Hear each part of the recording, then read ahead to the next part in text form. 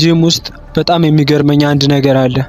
አንድ ሰው ለወራት ወይም ለዓመታት በጣም ከባድ ክብደት ሲያነሳ፣ ሲያልበው እና ሲጮህ ታየዋለህ።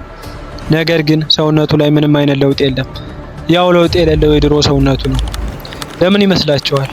ምክንያቱም ያ ሰው ክብደት እያነሳ እንጂ ጡንቻ እየገነባ አይደለም።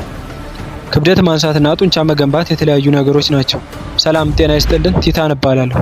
ዛሬ በዚህ ቪዲዮ 90% ሰው ጂም ውስጥ የሚሰራውን ትልቅ ሳይንሳዊ ስህተትና የጡንቻ እድገት ሚስጥር ፍንትው አድርጌ ብዙዎች የሚሳሳቱት አንድ ትልቅ ስህተት ኢጎ ሊፍቲንግ። ብዙ ሰዎች ጂም ሲገቡ አይምሯቸው የሚያስበው ስለ ክብደቱ ቁጥር ብቻ ነው። ከባድ ክብደት ጭነው በስህተት ባድ ፎርም ሲያነሱ ትልቅ ስራ የሰሩ ይመስላቸዋል። በሳይንሱ ግን ይህ ኢጎ ሊፍቲንግ ይባላል።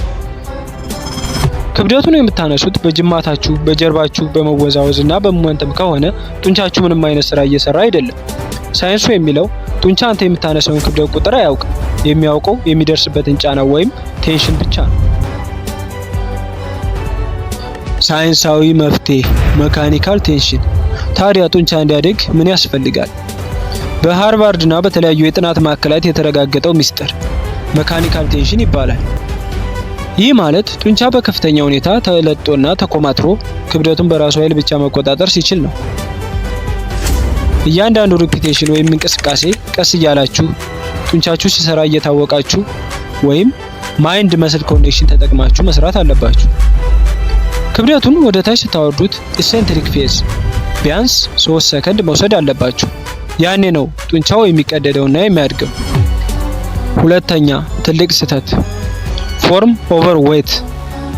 100 ኪሎ ግራም በስህተት ከምታነሱና 40 ኪሎ ግራም በትክክለኛው ፐርፌክት ፎርም ብታነሱ የጡንቻችሁ እድገት በ3 እጥፍ ይፈጥናል። ትክክለኛ ፎርም ጉዳትን ይከላከላል፣ ጉልበትን በአግባቡ ጥቅም ላይ ያውላል። ትልቅ ጡንቻ የሚገነባው በትልቅ እውቀት እንጂ በከንቱ ጩኸት አይደለም።